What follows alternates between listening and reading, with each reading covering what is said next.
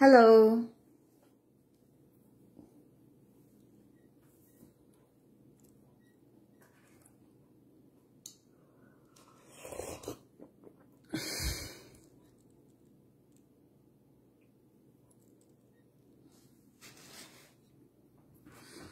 Hello.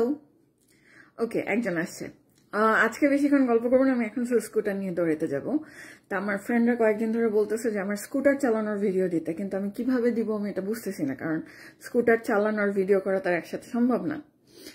আর আমার scooter ওরকম কোনো মহামারী কোনো স্কুটারও না, এটা হচ্ছে একটা স্পেশালি যে হোভারবোর্ড টাইপের কিছু স্কুটার আছে না, এটা মোটামুটি আমার ইসে ওয়েট, আমার একটা কল আসে, just give me 1 second.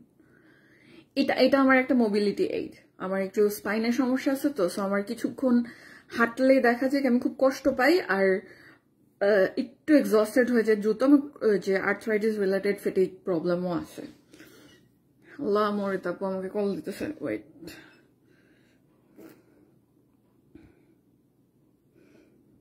Hello আপু। হ্যালো।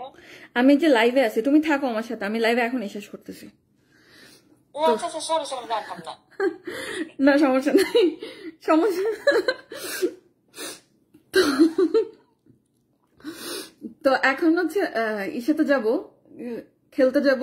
আর আমি একটা জিনিস দেখছি, আমি বাংলাদেশে তো আমি তো এখানে খেলাধুলা ভালোই করি আর কি। আমার হেলথ অ্যাকচুয়ালি খুব একটা ভালো না, তারপরেও দেখা যায় যে আমি ভালো একটা সময় খেলাধুলা, এবং খেলাধুলা বলতে আমি যেটা বুঝাই, আমাদের বাংলাদেশের মানুষদের নিয়ে না আমি খুবই ফ্রাস্ট্রেটেড। এরা আসলে এদেরকে যে আমি কি ভাষায় গালি দিব, এদেরকে যে আমি কি ভাষায় গালি দিব আমি সে ভাষাই খুঁজে পাই না মাঝে মধ্যে।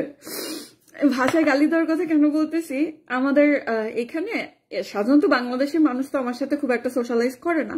আমার বন্ধু আছে, বেশ ভালো অ্যামাউন্টে বন্ধু আছে আমার ডিপার্টমেন্টে। আমার একটা আমেরিকান বন্ধু আছে, একটা নাইজেরিয়ান বন্ধু আছে, পাকিস্তানি একটা বন্ধু ছিল চলে গেছে। পাকিস্তানে আমার যে বন্ধুটা আছে ওর নাম ছিল আরবাজ, ও অনেক ভালো। ও হচ্ছে যে রিগ্রেসিভ মুসলমান স্টাইলের পাকিস্তানি না, অনেকই প্রোগ্রেসিভ। ওই আমার এর আগে এত ভালো পাকিস্তানি ফ্রেন্ড হয় নাই এরকম প্রোগ্রেসিভ। আমি বলছিলাম না যে পাকিস্তানি প্রোগ্রেসিভ কমিউনিটিও আসলে বাংলাদেশের প্রোগ্রেসিভদের চেয়ে 1000 টাইমস বেটার। তো আমার পাকিস্তানি একটা ফ্রেন্ড আছে, দুইটা নাইজেরিয়ান ফ্রেন্ড আছে, একজন বেশি ক্লোজ, একটা ইন্ডিয়ান আছে। ইন্ডিয়ানটার আমি পছন্দ করি না, ইন্ডিয়ানটা আমার পরে ক্রাশ খাইছিল এবং এটা দেখলে এখন আমার মেজাজ খারাপ হয়ে যায়। তো একটা ইন্ডিয়ান আছে, একটা আমেরিকান আছে, না দুজন আমেরিকান, দুইজন লোকাল আছে। তো আমার ফ্রেন্ড আছে, কিন্তু আমার সমস্যা হয় কি, আমার বাংলাদেশিদের সাথে আমার খুব একটা ইচ্ছা হয় না, মানে ভালো আমি সোশ্যালাইজ করতে পারি না। একবার একটা বাংলাদেশিদের প্রোগ্রামে আমি গেছিলাম, তো প্রোগ্রামে যাওয়ার পর আমি আসলে কুটনামি মুডে আসছি, আমি এখন একটু কুটনামি করবো। আমি সারাদিন বাংলাদেশিদের নিয়ে কুটনামি করতে পারবো, আমার কোনো টায়ার্ড লাগে না এদেরকে নিয়ে কথা বলতে, গালি দিতে। তো এদের কুটনামির গল্প করি। এরা একজন পাকিস্তানি আর একজন ইন্ডিয়ান, খুব সম্ভবত, হ্যাঁ, এদের গেট টুগেদারে একজন পাকিস্তানি ছিল আর একজন ইন্ডিয়ান ছিল, এবং এই অসভ্যগুলি হচ্ছে পুরা গেট টুগেদারে বাংলায় কথা বলে গেছে। এই জিনিসটা মানে তুমি যখন বাইরের বা বিদেশি কোনো মানুষকে কোনো প্রোগ্রামে ইনভাইট করো, সেটা যদি একজনও হয়, 10 জনের মধ্যে একজন, এটা খুবই ইনঅ্যাপ্রোপ্রিয়েট, এটা খুবই অভদ্রতা যে তাদের সামনে নিজস্ব ভাষায় কথা বলা। তাদের সামনে তোমাকে তোমার ইংলিশ পারফেক্ট হইতে হবে না, এবং এরকম জাজমেন্ট কেউ দেয় না। সত্যি কথা বলতে বাংলাদেশের মানুষরা না ইংলিশ নিয়ে অতিরিক্ত হচ্ছে ভ্যাটচোদামি করে, কিন্তু বিদেশের মাটিতে ইংলিশ কোনোরকম, এটা this is a means of communication for us. বাংলাদেশে এটা হচ্ছে এলিটিজম। বাংলাদেশে ভাষাটা জানা বা ইংরেজি জানা এটা একটা এলিটিজম। এই জন্য দেখা যায় যে বাংলাদেশের মানুষ ইংলিশকে সারাক্ষণ ট্রাশ করতে থাকে, ইংলিশ কেন বলবো, কিন্তু এখানে বিষয়টা একটা means of communication, and that's that. এখানে হচ্ছে আমাদের কোনো এলিটিস্ট কোনো এজেন্ডা নাই, we just want to connect with other people. আমরা আরেকজনের সাথে কথা বলি, একটা ল্যাঙ্গুয়েজ ইউজ করে, একটা কমন ল্যাঙ্গুয়েজ ইউজ করে, যেখানে আমরা সবাই ইউনিফাইড হতে পারবো।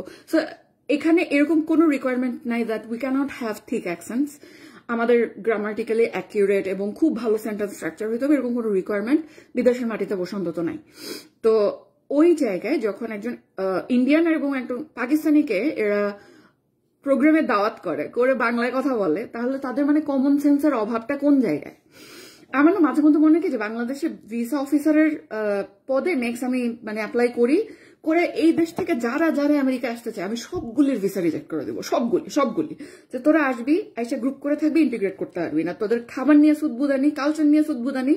তারপরে হচ্ছে স্পেশালি জ্যাকসন হাইটস এর যে বাংলাদেশি কমিউনিটি, ওইখানে শুরু হয় হচ্ছে আমেরিকান আগ্রাসনের বিরুদ্ধে কিভাবে দেশকে আরো বেশি ইসলামিফিকেশন করতে হবে, এই ধরনের হাবি জাবি কথাবার্তা। তারপরে আমার এক বড় ভাই হচ্ছে মানে নট ব্লাড কানেক্টেড ডিপার্টমেন্টের বড় ভাই, তা সে হচ্ছে পুরাপুরি ওই হেফাজতি মেন্টালিটির আর কি, জামাতি মেন্টালিটির।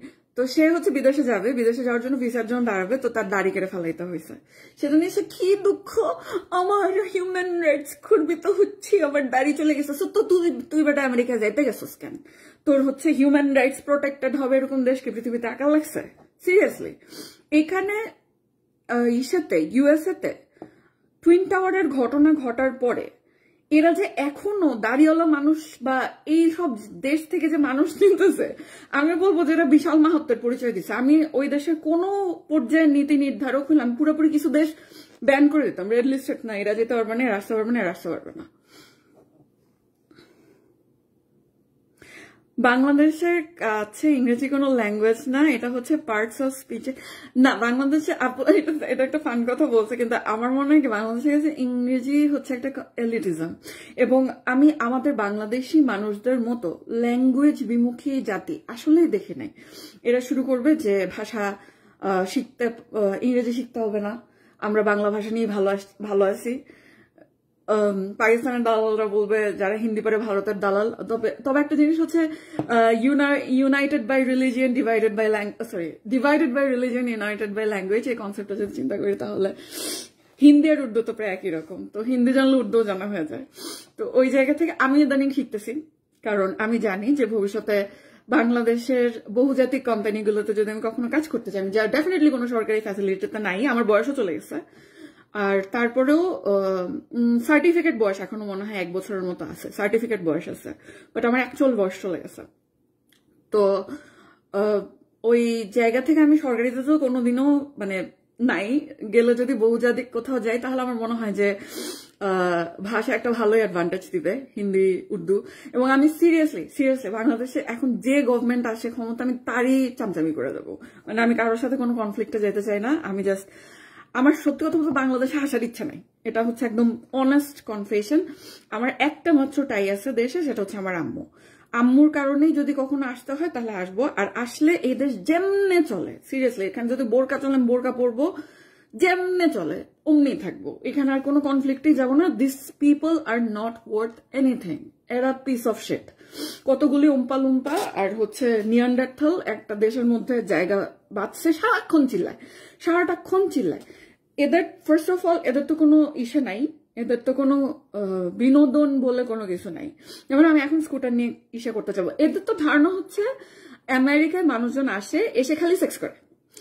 তো এটাই হচ্ছে এদের ধারণা যে ইউরোপ আমেরিকার মানুষরা সারাদিন খালি সেক্স করে। আমাদের কাজই হচ্ছে পা দুইটা হচ্ছে এমনি করে জায়গায় বসে থাকা, তারপরে মানুষজন এসে আমাদের সাথে খালি সেক্স করে। But it's not like that. প্রথম কথা, এখানে সবকিছুর মধ্যে একটা পরিমিতি আছে এবং একটা স্কেলিং আছে। আমাদের কোনটা এক্সট্রিম, কোনটা মাইল্ড এবং কোনটা মডারেট, এটাই আমরা কোনোদিন স্কেলিং করতে পারি না। এখানে পাবে কিছু রেকলেস পোলাপান রেগুলার আসে, যারা দেখা যায় কি গলা ভর্তি করে ড্রিঙ্ক করবে, ড্রিঙ্ক করার শেষে পাবে সামনে বলে চিল্লানো শুরু করবে, এরকম আছে কিন্তু। বাট ইন জেনারেল যারা মধ্যবিত্ত, শিক্ষিত মধ্যবিত্ত শ্রেণীটা আমি যে কোনো দেশের ডিফাইনিং ক্রাউড হিসেবে দেখি। আমি একদম নিম্নবিত্তদেরকেও খুব একটা ডিফাইনিং ক্রাউড হিসেবে দেখি না, উচ্চবিত্তদেরকেও ডিফাইনিং ক্রাউড হিসেবে দেখি না। কেন? কারণ আছে। সেটা হচ্ছে যে কোনো পপুলেশনের যে কোনো ক্যারেক্টারিস্টিক্স সাইন্টিফিক্যালি স্পিকিং এটা নর্মাল ডিস্ট্রিবিউশনের মধ্যে পড়ে। আমাদের ডিপার্টমেন্টে একজন ডিসগ্রেস প্রফেসর আছে, কামরুল হাসান সান্না, উনাকেও জিজ্ঞেস করে দেখতে পারেন, উনিও এটার সাথে এগ্রি করবে যে আমরা সব পপুলেশন নর্মাল ডিস্ট্রিবিউশন মেনটেন করে, এবং যে সেন্ট্রালের যেটা মাঝামাঝি যেটা, ওটা হচ্ছে সবচেয়ে ডিফাইনিং যে পপুলেশন। এক্সট্রিম বাংলাদেশ বা যে কোনো দেশে এক্সট্রিম রিচ, এক্সট্রিম পোর, এরা হচ্ছে ডিফাইনিং না, ডিফাইন করে হচ্ছে মধ্যবিত্ত শ্রেণী। তো ওই মধ্যবিত্ত শ্রেণীর মানুষ যারা এরা পাবে আসবে বা বারে আসবে, গতকালকে যে বারের স্টেটাস দিছি, এরা পাবে আসবে, পাবে এসে হয়তো 1 গ্লাস বা 2 পেগ, 1 গ্লাস বা 2 গ্লাস অ্যালকোহল খাবে, খেয়ে গল্প করবে, ফ্যামিলির মধ্যে সবাই সবার সাথে বসে গল্প করবে, করে তোর বাসা চলে যাবে। They will just feel relaxed enough, and তারপরে শেষ। আর বাংলাদেশিরা যখন পাবে যায় তখন তারা হচ্ছে এই পর্যন্ত খাবে। হ্যাঁ, ওই যে ইলিয়াস কাঞ্চনের যে একটা, আমি না সিরিয়াসলি ইলিয়াস কাঞ্চনের বা জসিমের বা ওই সময়কার নায়করা বা এখনো এই মাতাল অ্যাক্টিংটা যে করে, মানে সিরিয়াসলি কোন মাতাল এভাবে কথা বলে আমি না কাউকে দেখি না। ইভেন মাতাল না, মাতালের কথাই বলতেছি, সবাই মদ খাইলে মাতাল হয় না, অনেকেই কাছে ড্রিঙ্ক করে জাস্ট একটু রিল্যাক্স হওয়ার জন্য, এবং ড্রিঙ্ক করে তারপর বাসায় চলে যায়, এবং তাদের মধ্যে কোনো সেলফ কন্ট্রোল লুজ করার কোনো কিছুই নাই, তারা যথেষ্ট সেইন থাকে। জাস্ট ওয়ার্ক স্ট্রেসটা এটা একটা মানে রিল্যাক্সেন্ট হিসাবে ওরা দেখা যায় যে ইসা খায়, সিডেটিভ হিসেবে না, রিল্যাক্স করে নিজেকে। আর বাংলাদেশিরা এটা খায় একেবারে ঘুমজড়িত কণ্ঠে হাউ হাউ না করা পর্যন্ত এটা খাইতেই থাকবে। এটা গেল একটা। আর একটা জিনিস হচ্ছে, বাংলাদেশের ছেলে একবার মনে হয় আমি শর্টস পরে লাইভে আসছিলাম, শর্টস পরে লাইভে আসার পরে আমি খুব সম্ভবত একটা সস পিক আপ করতে যাব, তো সসের বোতল তুলতে যাওয়ার সময় আমার শর্টসটা খুব সম্ভবত দেখা গেছিল। I wasn't aware of that thing যে আমার শর্টস দেখা যাচ্ছে। আমার ওরকম কোনো ইচ্ছাও ছিল না যে পাগলকে শাকন আড়ানোর আইডিয়া দেওয়ার, বাট এখানে শর্টস পরা বা এখানে ছোটখাটো ড্রেস পরা, these are normal in America. এবং এখানে যে নর্মাল, এই নর্মালের জিনিসটা আমি আপনাকে একটু বুঝাই, আপনাদেরকে না বুঝালে তো আপনারা কিছু বোঝেন না, তাই আমি এখানে বলি আমেরিকান মেয়েরা অশালীন না। স্পেশালি আমি তো মিডওয়েস্টে এই ধরনের জায়গাগুলোতে, আমি নিউ ইয়র্কের কথা বলতেছি না, নিউ ইয়র্কের মানুষরা হচ্ছে 90% সিনথেটিক, ওদের সবকিছু কেমন জানি ফেক। তো ওইখানকার কথা বলতেছি, মিডওয়েস্টের কথা বলতেছি। আমি তো মিনেসোটা থেকে নর্থের সাইডে ক্যানাডার পাশে। তো মিডওয়েস্টের যে মেয়েরা, এরা অশালীনও না, এরা হচ্ছে রেকলেসও না, কিন্তু ওদেরও না একটা শালীনতার ডেফিনেশন আছে, ওরা অশালীন মানুষ পছন্দ করে না। আমেরিকানরা, ইউরোপিয়ানরা, স্পেশালি ফ্রেঞ্চদের কথা বাদ, ফ্রেঞ্চরা একটা ওভাররেটেড জাতি, এগুলি সবই পারভার্ট, বাট মোস্টলি এরা অশালীনতা পছন্দ করে না। কিন্তু ওদের না শালীনতার ডেফিনেশনটা না অনেক হোয়াইট, অনেক বড় একটা ডেফিনেশন নিয়ে ওরা কাজ করে। যেমন ওরা শর্টস পরাকে অশালীন হিসেবে দেখে না, কিন্তু সেই শর্টসটা যদি এত ছোট হয় যেখানে ক্যামেলটো বোঝা যাচ্ছে, এটাকে অশালীন হিসেবে দেখে। ওরা পেট দেখানোটাকে অশালীন হিসেবে দেখে, স্লাইট ক্লিভেজ শো করে, এটাকে অশালীন হিসেবে দেখে না। কিন্তু অনেক বেশি ফ্লন্টিং ক্লিভেজ দেখানো, মানে ওভারলি লো কাট ড্রেস পরা, এটাকে অশালীন হিসেবে দেখে। সো এখানে শালীনতার ডেফিনেশনটা না অনেক মানে কি বলবো ভ্যারিড এবং অনেক সুবিস্তৃত। আমাদের দেশে যেমন বোরকা না পরলেই উলঙ্গ হয়ে যায় মানুষ, এখানকার বিষয়টা এরকম না। এখানে যে বোরকাই, মানে বোরকা তো এখানে কেউ পরে না, তবে এখানে মডেস্টি একটা ভ্যালু আছে।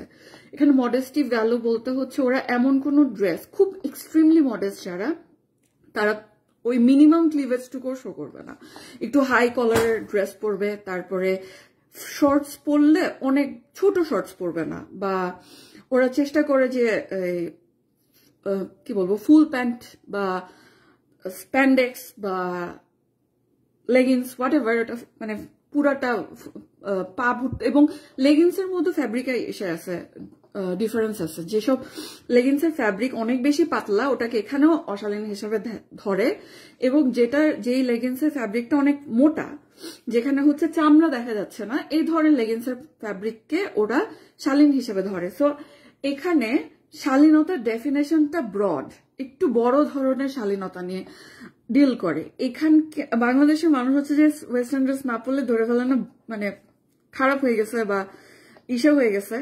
বিষয়টা আমাকে একজন হচ্ছে জ্ঞান দিতেছে কয়েকদিন আগে এসে, যে আমি বেশ্যাদেরকে অপছন্দ করি না। Good for you. অ্যান্ড আমার মনে হয় এটা উচিত না। যে কোনো মানুষ যে প্রফেশনালি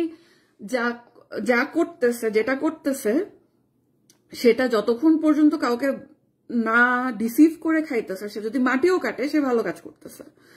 সো যখন একজন মানুষ প্রস্টিটিউশনে যায়, তার নিজস্ব প্রিন্সিপাল আছে, সেই জায়গা থেকে সে হয়তো একটা প্রিন্সিপাল মেনটেন করে, একটা কন্ট্রাক্ট মেনটেন করে হচ্ছে আর্ন করতেছে, করুক, ওটা তার ব্যাপার না। কিন্তু তাদের কনোটেশনটা সবসময় এদিকে যায় যে ওকে আমি প্রস্টিটিউশনকে সমর্থন করি, তুমি যেহেতু বোরকা পড়তেছো না তো তুমিও প্রস্টিটিউট, তো তুমি হচ্ছে আমি তোমাকেও সমর্থন করি। বিষয়টা এরকম অনেকটা হচ্ছে, আমি ধরি একটু সিমিলারিটি দেই যে আমি যে কোনো হালাল প্রফেশনকে সমর্থন করি। যেমন মাটি কাটা, এই কথাটা বলে আমি কামরুল হাসান স্যারকে বললাম, স্যার আমি আপনার প্রফেসরশিপকেও সমর্থন করি। তো মাটি কাটা আর প্রফেসর হওয়া দুইটা এক জিনিস। তো ওই জিনিসটা হচ্ছে আমাদের এখানে কাজ করে যে এরা নুয়ান্স গুলো বুঝে না, সবকিছু কোনো কিছু মিডল গ্রাউন্ড, মানে কোনো কিছু ডিগ্রি ওয়াইজ চিন্তা করে না। যেমন ধরেন দুর্নীতির কথাই যদি বলি, আমাদের লাইফে প্রত্যেকে আমাদের হয়তো 1000 টাকার দুর্নীতি আছে। 1000 টাকার দুর্নীতি বলতে আমরা রিসিভিং এন্ডে যে থাকছি এরকম না, গিভিং এন্ডেও আমাদের দুর্নীতি আছে। অনেক সময় কোন একটা প্রশাসনিক কাজ এক্সপিডাইট করার জন্য আমরা যেটা করছি যে কোন একটা লোককে টাকা দিছি যে ভাই এই কাজটা তাড়াতাড়ি করে দেন, এটা কিন্তু part of the corrupt culture we live in. So আমরা কোন একটা কাজকে দ্রুত করার জন্য টাকা পয়সা দেই মানুষকে, সো এটাও কিন্তু দুর্নীতি, এবং দুর্নীতির মধ্যেই আমরা বড় হয়েছি। কিন্তু সাম লেভেল অফ দুর্নীতি is probably part of our culture. And okay, যখন কোটি টাকার দুর্নীতি এবং 100 লাখ কোটি টাকার দুর্নীতি হয়ে যায় তখন যেটা খুব বেশি, মানে এইটা একটা অ্যাবারেশন বা এটা একটা বিচ্যুত, এটা একটা অ্যাকচুয়ালি বিচ্যুত। এখানে যে ডিগ্রি, দুর্নীতির ডিগ্রিগত পার্থক্য, এটা এরকম একটা পার্থক্য। এই জিনিসটা হয়তো বাংলাদেশিরা বুঝেন। এটা সবই মানে 100 টাকার দুর্নীতি আর কোটি টাকার দুর্নীতি সবই একই জিনিস। গণহত্যা সবই গণহত্যা, 30 লক্ষ মারল গণহত্যা, সবই গণহত্যা। সো এখানে তো আসলে মানে একের বেশি হইলে এখানে গণহত্যা, এটাই হচ্ছে কথা। এবং এক বড় ভাই আমাকে খুব সম্ভবত বলছিল যে পলিগ্যামি, একটা মেয়ে জীবনে একের অধিক সম্পর্ক করছে তার মানে সে পলিগামাস। তাহলে এটা যদি পলিগ্যামি হয় যে এট এ টাইম 4টা রিলেশন করে, সে কি? সেও পলিগ্যামাস। তো এই যে এখন একটা মেয়ে হয়তো লাইফে, একটা মেয়ে বা ছেলে লাইফে একটা রিলেশন কাজ করে নাই, আরেকটা রিলেশনে গেছে, সেটা কাজ করে নাই, তারপরে রিলেশনে গেছে, এরকম হইতে পারে। এইটা কিভাবে একটা মানুষ যে এট এ টাইম 10টা পার্টনারের সাথে রিলেশন করে সেটার সাথে ইভেন কম্পারেবল? আমার মনে হয় যে বাংলাদেশিদের সাথে আসলে কোনো ডিসকাশন না, এদের মাথার মধ্যে কিছু নাই। সিরিয়াসলি, এবার আমি মন থেকে বলতেছি, এদের মাথায় কিছু নাই। এত ডিফিকাল্টি, এত কনভারসেশনে এত ডিফিকাল্টি আমার কোনো ক্লাসমেট, আমার কোনো কলিগ, আমার কোনো ফ্রেন্ডের সাথে হয় না যতটা আমার, মানে সিরিয়াস আমি ফেসবুকে আসি রিল্যাক্স করতে। এখানে রিল্যাক্স করতে যখন আসি, আসার পর আমার জাস্ট 10 মিনিটের মধ্যে হচ্ছে ব্লাড প্রেশার করে উঠে যায়। কারণ এত নাইভ এরা, মানে এত স্টুপিড এবং এত আনসিভিলাইজড। একটা ফ্রিডম অফ স্পিচ, এই ধরনের কথা বলে, ফ্রিডম অফ স্পিচ। আমরা ফ্রিডম অফ স্পিচ বাংলাদেশিরা তো আসলে আমরা ফকিন্নি। সো আমি আমার নিজেকে এক্সক্লুড করতেছি না এই জায়গা থেকে। আমরা তো ফকিন্নি, এই ফকিন্নি দেশের মানুষ, আমরা যে আস্থা ফকিন্নি, এই ফকিন্নিরা ফ্রি স্পিচ। কয়েকদিন আগে হচ্ছে স্বৈরাচারের গুতা খাইছে। আমি আমার শেখ হাসিনার আগের থেকেও স্বৈরাচার ছিল। বাংলাদেশের মানুষ জমিদারি প্রথার মধ্যে দিয়ে গেছে, রাজা রানীর মধ্যে দিয়ে গেছে, ব্রিটিশদের জুতার বাড়ি খাইছে, তারপরে পাকিস্তানিদের স্যান্ডেলের বাড়ি খাইছে। এখন তারা এত গণতন্ত্র চিনছে, আমার কাছে মনে হয় যে মানে can you even spell that thing, মানে এটা তোমরা বানান করতে পারো? তো এরা 2 দিন আগে চিনছে হচ্ছে ফ্রিডম অফ স্পিচ, এবং এই আইডিয়াটাকে মোটামুটি পপুলারাইজ করছে হচ্ছে আমেরিকান মিডিয়া। আমেরিকান মিডিয়ার আগে বাংলাদেশের মানুষ ফ্রি স্পিচ কি জিনিস সেটা জানতো না, এবং ফ্রি স্পিচের যে ধারণাগুলো প্রথম আসছে সেটা হচ্ছে আমেরিকান পাবলিক ইন্টেলেকচুয়াল যারা ছিল তারা এটাকে বাংলাদেশে পপুলারাইজ করছে। Specially Dawkins, Hitchens, Harris. Hitchens তো একটা সময় মানে পুরো স্টার ছিল। ডকিন্স, হিচেন্স, তারপরে এরা আর কি এই ধরনের এই গোত্রীয় মানে নিউ এইথিস যারা ছিল, আমেরিকান নিউ এইথিস যারা ছিল, তারা ফ্রিডম অফ স্পিচ এই ধারণাটাকে পপুলারাইজ করছে বাংলাদেশিদের মধ্যে। তার আগে এই ফ্রিডম অফ স্পিচ বানানি করতে পারতো না এই জাতির। তো এরা যখন ফ্রিডম অফ স্পিচ ইউজ করছে, can you ever went through all those internet archives? এই পাবলিক ইন্টেলেকচুয়াল গুলোকে আপনারা কোনোদিন দেখছেন এরা কিভাবে ফ্রিডম অফ স্পিচটাকে ইউজ করে? এরা কতখানি ডিসেন্সির সাথে জিনিসগুলো ইউজ করে এবং কতখানি রেসপন্সিবিলিটির সাথে জিনিসগুলো ইউজ করে? আপনারা কি এই জিনিসগুলো দেখছেন কোনোদিন? মানে আমার মনে হয় না আপনারা দেখছেন। আমি এটা এক্সপেক্টও করি না। বাংলাদেশের মানুষ ফ্যাসিস্ট, তুমি ফ্যাসিস্টের দোষ। What the heck is fascism? Can you tell us? বলতে পারবে না। ফ্যাসিস্ট একটা শব্দ শিখছে ওটা নিয়ে স্বৈরাচারের দোষ নিজে হচ্ছে বাসায় যখন সংসার চালায় তখন না বউয়ের কথা শুনবে না, সন্তানের কথা চিন্তা করবে না, অন্য কোনো মানুষের কথা চিন্তা করবে। বাসায় সে দ্য বিগেস্ট অটোক্রেট, সবাইকে কন্ট্রোল করতেছে। বাট যখন when it comes to a government, oh fascist, মানে my God, you yourself is not a democratic person in your personal life. Like how dare you actually call other people fascist? তোমার হাতে একটা ছোট প্রতিষ্ঠান সংসার চলে হচ্ছে ফ্যাসিস্ট অটোক্রেটিক সিস্টেম। এবং ফ্যাসিস্টের একটা খুব ভালো বৈশিষ্ট্য হচ্ছে তারা অটোক্রেট যারা জনগণদের মধ্যে জনপ্রিয়। You guys are not even that. You are a highly unlikable, unfuckable autocrat. তোমাদেরকে পছন্দ করার মতো কিছু নেই, তোমাদের কোনো পছন্দনীয় গুণাবলী নেই, তোমরা খুবই ডিসগাস্টিং পিস অফ শিট ফকিন্নি অটোক্র্যাট যাদের প্রতি কোনো সম্মানও আসে না। একটা শয়তানের প্রতিও সম্মান কাজ করতে পারে। সামটাইমস আই ফিল লাইক জামাতে ইসলামী more than Bangladeshi secular group, কারণ এদের লয়ালটি আছে, এদের গ্রুপ কোহিশন আছে, এরা স্ট্র্যাটেজিক, এরা কাজ করতে পারে। সেকুলার গ্রুপগুলো এত বড় শয়তান এবং এত বড় ইডিয়েট, না কোনো যোগ্যতা আছে, এগুলো ম্যাক্সিমাম গাঞ্জাখোর এবং একটাও ইউনিভার্সিটি পাস করতে পারে না, সবগুলি ড্রপ আউট। জীবনও কাজ করে খায় না, বাপের হোটেলে খায় অথবা মানুষের কাছ থেকে ধান্দাবাজি করে টাকা পয়সা চুরি চামারি করে আজেবাজে করবে, মানে আজেবাজে কিছু প্রজেক্ট তৈরি করবে, তারপরে ধান্দাবাজি করে খাবে। এগুলো কোনোদিন খেটে খাওয়া মানুষের মাইন্ড কিভাবে কাজ করে, this people have no idea. তো এই ছাগলগুলো, এদের কোনো নীতি নাই, এদের কোনো চরিত্র নাই, এদের কোনো লয়ালটি নেই, এদের কোনো গ্রুপ কোহিশন নাই। এদের আছে আমিত্ববোধ, এক্সট্রিম আমিত্ববোধ। যে আমিত্ববোধ, আমি বললাম তো আমি আমিত্ববোধ অপছন্দ করি না, আমার মানুষের প্রাইড দেখতে ভালো লাগে, কিন্তু সাবস্ট্যান্সিয়াল প্রাইড, যেখানে you are capable of something and you are proud of it. তুমি ভালো গান গাও, you are proud of how great singer you are. তুমি ভালো লেখো, you are proud of how great writer you are. This are sweet, কিন্তু তোমাদের মধ্যে কিচ্ছু নাই, তোমরা গরু, তোমরা ফাপা, তোমাদের মধ্যে কোনো কোয়ালিটি নেই, কোনো ক্যালিবার নাই। তোমরা যখন দেশ ছাড়ো তখন কোনো জাতির সাথে তোমরা ইন্টিগ্রেট করতে পারো না। তোমরা একটা প্রোগ্রাম অ্যারেঞ্জ করো যেখানে তোমরা ইন্ডিয়ান, পাকিস্তানি, বিদেশি গেস্টদেরকে দাওয়াত দিয়ে তোমরা বাংলা ভাষায় কথা বলো। একটা জাতি এর থেকে ডিসগাস্টিং হতে পারে না। এদের মধ্যে না কোনো মানে বুদ্ধি আছে, না জ্ঞান আছে, না কোনো কিচ্ছু আছে। তাদের সবার ধারণা হয়েছে বিদেশের মানুষদের, আমেরিকান অ্যান্ড ইউরোপিয়ান মানুষদের কাজ হচ্ছে বসে বসে সেক্স করা। আমাদের বাংলাদেশে প্রতিদিন যে সংখ্যক সেক্স শব্দটা যে কয়বার সারাদিনে বাংলাদেশের মানুষ উচ্চারণ করে, আমেরিকানরা সারা বছরে এতবার সেক্স শব্দটার জন্য সেক্স শব্দটাই উচ্চারণ করে না। এখানে কোনো সেক্স এডুকেশন নাই, এখানে ইমোশনাল এডুকেশন আছে। এখানে ইফেক্টিভ কমিউনিকেশন শেখায়, কিভাবে অফিসিয়াল কাজ করতে হয়, কিভাবে পাবলিক কমিউনিকেশন করতে হয়, কিভাবে সেমিনার করতে হয়, ইফেক্টিভ কমিউনিকেশন শেখানো হয়। কিসের সেক্স এডুকেশন? সবাই কি মনে করে যে এখানে বসে বসে হচ্ছে ক্লাসের মধ্যে পর্নোগ্রাফি ছেড়ে দেখে যেভাবে এভাবে করতে হবে, this is the position that works best for people? মানে এত ভ্রান্ত ধারণা, এত ভুল ধারণা, এত থার্ড ক্লাস ধারণা না দিয়ে একটা ফকিন্নি, এই মেয়েটা হচ্ছে ফেসবুকে এসে স্ট্রিপিং করে। এই স্ট্রিপিংটাকে মানুষজনকে বলতে দেখি ইউরোপ আমেরিকার culture. Please show me Europe আমেরিকার মধ্যবিত্তদের মধ্যে এরকম ডিজেনারেটেড স্ট্রিপার কে আছে? Please show me. আমি একজনকে বাংলাদেশের একটা স্যাম্পল সাইজকে দেখাইছি, যে কামরুল হাসান স্যারের ওয়াইফ, স্যারকে আমি অপছন্দ করি, স্যারের ওয়াইফকে না, ডোনাটেলা ম্যাডাম একজন খুবই ডিসেন্ট, একজন খুবই পরিমিত একজন মানুষ। কেউ যদি তার সাথে ফ্রেন্ডশিপ করতে চায়, আমার মনে হয় না সে খুব একটা মানে রিসেপটিভ না, সে ওপেন মাইন্ডেড।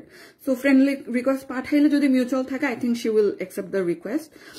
অ্যান্ড সে একটা প্রচন্ড মার্জিত মানুষ, সে কোনোদিন কোনো মানুষের পিছনে লাগে না, কাউকে নিয়ে কোনো নেগেটিভ কথা বলে না, এবং ভদ্রতা বজায় রেখে কথা বলতে পারে। সে ওয়েস্টার্ন ড্রেস পরে, কারণ সে ইটালি থেকে আসছে, তো বসে বসে সে বোরকা পরবে এটা ভাবার কোনো কারণ নাই, কিন্তু তার মধ্যে কোনো অশালীনতা, অভদ্রতা কিচ্ছু নাই, সে পরিমিত।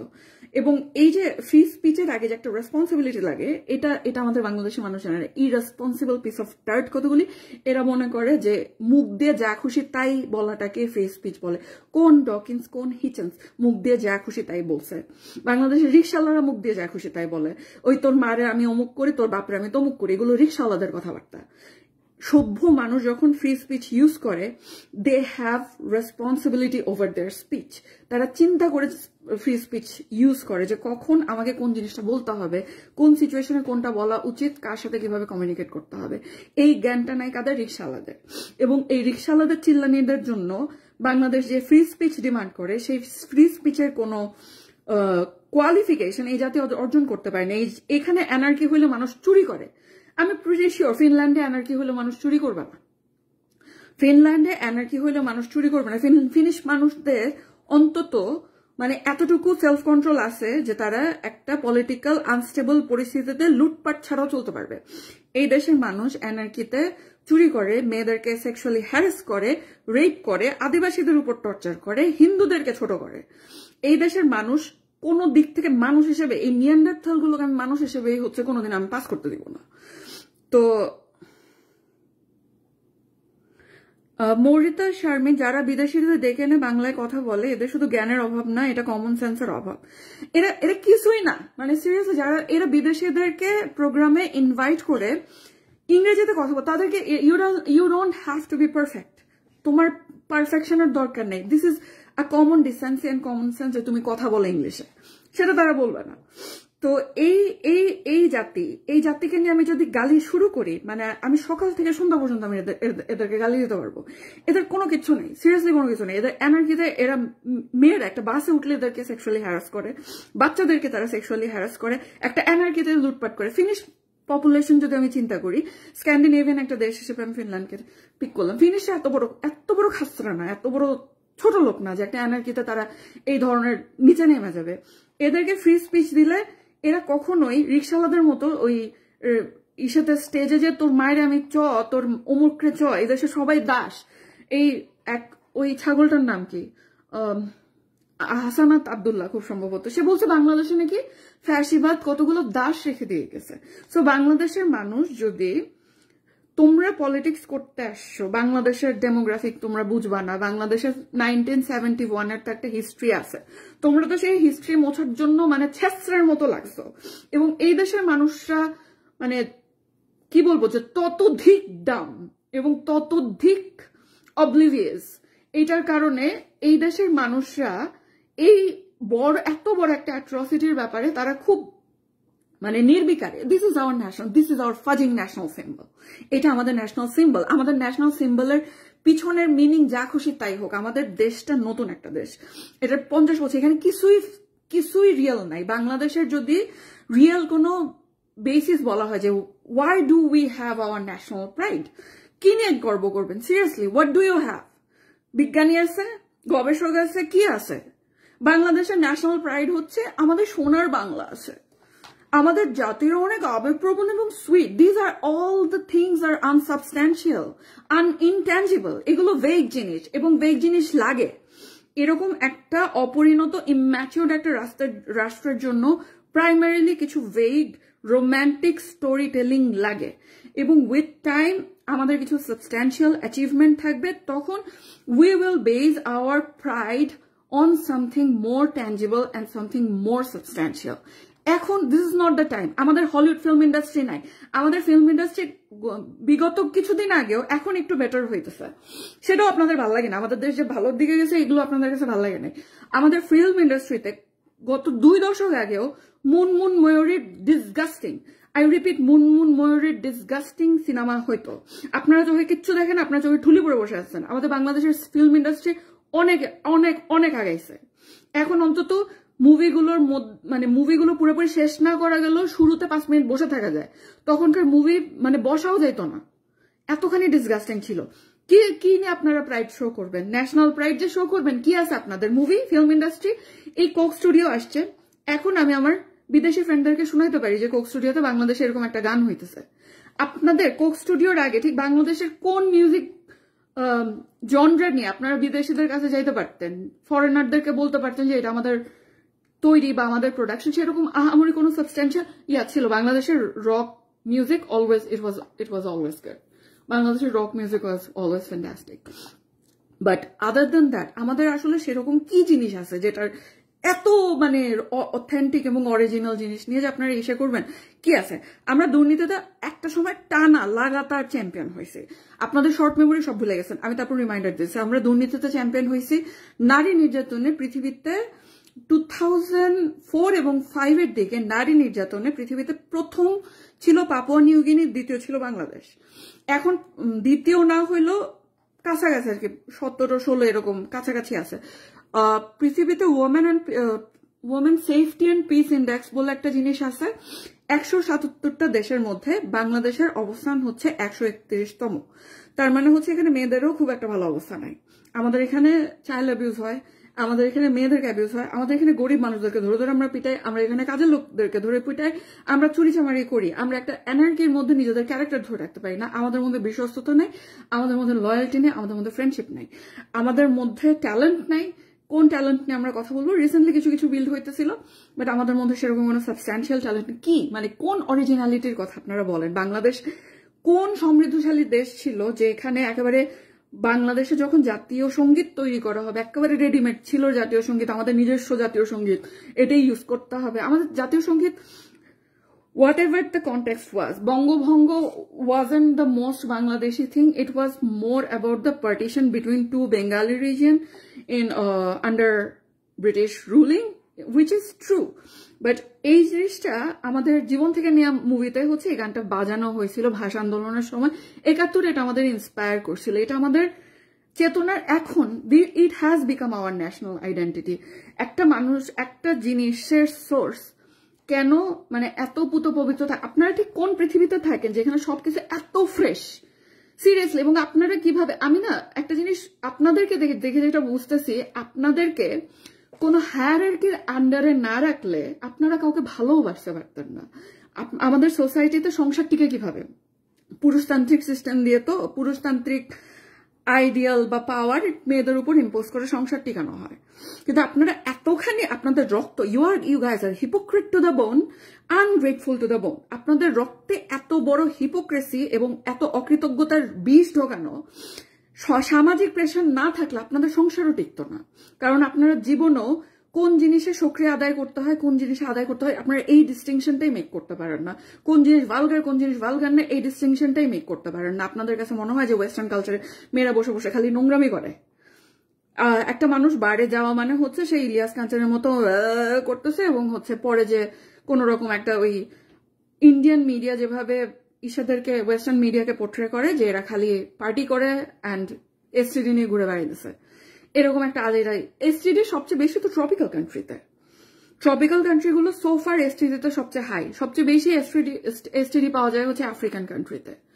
তো কি হিসেবে এইরকম আমাদের বাংলাদেশের জনসংখ্যা বুম দেখেন, আফ্রিকান কান্ট্রিতে এসটিডি দেখেন, এগুলোর উপর বেস করে। এবং বাংলাদেশে যখন ওয়াজ হয়, খুতবা হয়, মেয়েদেরকে নিয়ে নেগেটিভ কথা বলতে বলতে বলতে মনে হয় ওয়াজ এবং খুতবার মধ্যে হুজুরা 3 বার মাস্টারবেট করে। মানে কি হিসেবে আপনারা ঠিক কোন হিসেবে শালীনতার ঝান্ডাটুকুও রাখেন? আপনারা বোরকা পড়তে পারেন, আপনারা জব্বা পড়তে পারেন, আপনাদের মন তো নোংরা। যে মনে নোংরামি, সেই মনের নোংরামি আপনারা কোন পোশাক দিয়ে ঢাকতে পারবেন? পরিচ্ছন্নতা একটা মানসিক বিষয়। আপনারা যদি মানসিকভাবে পরিচ্ছন্ন থাকেন, আপনারা যদি সারাক্ষণ মানুষের শরীরের দৈর্ঘ্য, প্রস্থ, উচ্চতা এগুলো, এই যে বাংলাদেশে আমি আমার নিজের কথা বলতেছি, আমি বাংলাদেশে থাকতে প্রত্যেকদিন গার্নিয়ার লাইট, আমি কিন্তু প্রিটি মাছ ফর্সা বাংলাদেশের হিসাবে। বাংলাদেশের ফর্সা যে জিনিসটাকে ধরা হয়, আমি মোটামুটি ফর্সা স্পেকট্রামের দিকে। কিন্তু তারপর আরো বেশি ফর্সা হওয়ার জন্য যেটা করতাম যে করতাম গার্নিয়ার লাইট আর পন্ডস হোয়াইট বিউটি, এই 2টা ক্রিম আমি ইউজ করতাম। কারণ আমাকে চেহারা নিয়ে আমার জাতি যতখানি সেলফ কনসিয়াস ফিল করাইছে, আমি এই আমেরিকার মাটিতে সিরিয়াসলি এটা ফিল করিনি। আমার চেহারা নিয়ে কেউ চিন্তাই করে না। আমার কোনোদিন সুন্দর করে বাইর হইতে ইচ্ছে করলাম বাইর হই, কোনোদিন বান্দরের মতো বাইর হইতে ইচ্ছে হলো বাইর হয়ে যায়। কোনোদিন আমি চিন্তা করি না যে আমাকে দেখতে কেমন লাগতেছে। কিন্তু বাংলাদেশে আমার সারাক্ষণ সেলফ কনসিয়াস থাকতে হইতো যে আমাকে কি ফর্সা লাগতেছে, আমাকে কি কালো লাগতেছে, আমাকে কি সুন্দর লাগতেছে, আমাকে প্রিটি এনাফ লাগতেছে। এরকম প্রেশারের মধ্যে আপনারা ঠিক ওই পশ্চিমের যে কারাগার, সৌন্দর্যের কারাগার, বিউটি স্ট্যান্ডার্ড, এটা আসলে কই দেখলেন? মানে আমি সিরিয়াসলি আমি এখানে এই ধরনের কোনো কিছু এক্সপিরিয়েন্স করিনি। মরিত আপু লিখছে, পৃথিবীর কোন দেশ স্বাধীন হওয়ার পরে জাতীয় সঙ্গীত লেখা হয়েছে কি? আমি যতদূর জানি জাতীয় সঙ্গীত হচ্ছে জাতির ঐতিহ্যবাহী কোনো গানকেই পিক করে যে গানের সাথে মানুষ রিলেট করতে। এটা বহু দেশেই হয়েছে। স্বাধীনতার পরে জাতীয় সঙ্গীত হয়েছে কিনা আমরা এটা নিয়ে ChatGPT কে অবভিয়াসলি কোয়েশ্চেন করতে পারি, বাট আমি আজকে খুবই ব্যাড মুডে আছি। তো আমি আসলে বাংলাদেশের মানে ফেসবুকে ঢুকলে আমার মেজাজ খারাপ হয়ে যায়। তো ওই আমাদের বাংলাদেশের জাতীয় সঙ্গীত, এই আমেরিকান জাতীয় সঙ্গীত, এটা তো পুরোপুরি মিলিটারি স্টাইল জাতীয় সঙ্গীত। এই কথাটা অনেক জায়গায় আসছে এবং এই কথা আমি আবারও রিপিট করব যে পুরো ওয়ার্ল্ড ওয়াইডে জাতীয় সঙ্গীত হচ্ছে মিলিটারি স্পিরিটটাকে করে, রিফ্লেক্ট করে। যুদ্ধাংদেহী একটা ব্যাপার থাকে প্রত্যেকটা জাতীয় সঙ্গীতে। আমাদের জাতীয় সঙ্গীতটা আলট্রা ফেমিনিন, আলট্রা ইমোশনাল এবং আলট্রা মানে একটা আবেগ এবং ফেমিনিনিটি আছে। এইরকম একটা ফেমিনিন এবং এরকম একটা ইমোশনাল জাতীয় সঙ্গীত আমার মনে হয় না খুব পৃথিবীর খুব বেশি দেশে আছে। I think we should be proud of what we have. আমরা চুরি করেই যা করছি। আমরা কাজী নজরুল ইসলামও কিন্তু আমাদের দেশের মানুষ না, তার সে আমাদের জাতীয় কবি এবং I accept that. I adore that guy. I accept that. And I also know that Kazi Nazrul Islam had syphilis. সে একজন ডিভোর্স একটা লোক ছিল, চরিত্র একটু খারাপ ছিল। It makes him a human. আমি জানি না আপনাদের পরিচিত গোষ্ঠীতে এত সেন্ট কই আছে। আমি পরিচিত কোনো সেন্ট মানুষকে চিনি না। আমাকে সেটেল করতে হয় রিয়েল হিউম্যান বিইং নিয়ে এবং রিয়েল মানুষদের মধ্যেই যাদের দোষ ত্রুটি আমার মনে হয় যে কম্পারেটিভলি কম, আমি তাদের সাথে সেটেল করব। আপনারা যে নবী রাসূলদের সাথে আপনারা যেভাবে করেন, যেভাবে আপনারা সোশ্যালাইজ করেন, আমার পরিচিত গণ্ডিতে কোনো নবী রাসূল নাই। আমার পরিচিত গণ্ডিতে অ্যাকচুয়ালি ফ্লড অ্যান্ড নর্মাল মানুষ আছে, যারা ওকেশনালি মিথ্যা কথা বলে, যারা ওকেশনালি চুরি করে, যারা ওকেশনালি সেক্সুয়ালি ডিভোর্সড কিছু আচরণ করছে, যারা ওকেশনালি ছোটখাটো হিউম্যান মিস্টেক সবাই করছে। সো আমার জন্য, আপনাদের জন্য নজরুলকে ভালোবাসার জন্য তাকে হইতে হয়, তাকে হচ্ছে একদম প্রমাণ করতে চান না সে ক্যাসানোভা ছিল না। হি ওয়াজ আ ক্যাসানোভা ম্যান। সে এমন কোন প্রস্টিটিউট নেই যারা লাগায়নি। অ্যান্ড রবীন্দ্রনাথকে ভালোবাসার জন্য আপনাদের বলতে হয় যে no, he wasn't paedophile. Rabindranath he was a paedophile এবং ইট ওয়াজন্ট ওকে। এটা ওকে ছিল না। সে বিলাত ফেরত একজন মানুষ, ইংল্যান্ডে হচ্ছে ব্যারিস্টারি পড়তে গেছিল। সো সে কিছু সিভিলাইজেশন শিখে তো আসছে, সে কিভাবে একটা বাচ্চা মেয়ে পছন্দ করে, কিন্তু still he was a human being at the end of the day and he never claimed himself to be a নবী অর রাসূল। He was a human being just like any of us, way more talented than us. তার talent rich করার ক্ষমতা আমার 14 গোষ্ঠীর নাই। আমার Lister কারো থাকলেও থাকতে পারে, বাট আমার নিজের তো নাই। তো অনেকই ট্যালেন্টেড একটা মানুষ, but he was a human being after all. এবং হিউম্যান বিইং এর মধ্যে না দেবত্ব আরোপ করেন না, কোনো মানুষের মধ্যে দেবত্ব আরোপ করেন না, এবং দেবত্ব আরোপের এক্সপেকটেশনটা ছেড়ে না, কারণ মানুষ দেবতা না, কোনো মানুষই দেবতা না। যদি মানুষকে ভালোবাসতে চান, মানুষকে মানুষ হিসেবে ভালোবাসেন। তো আমি এখন স্কুটার চালাতে যাবো। আপনাদের সাথে অনেকক্ষণ কথা বললাম। Bye bye.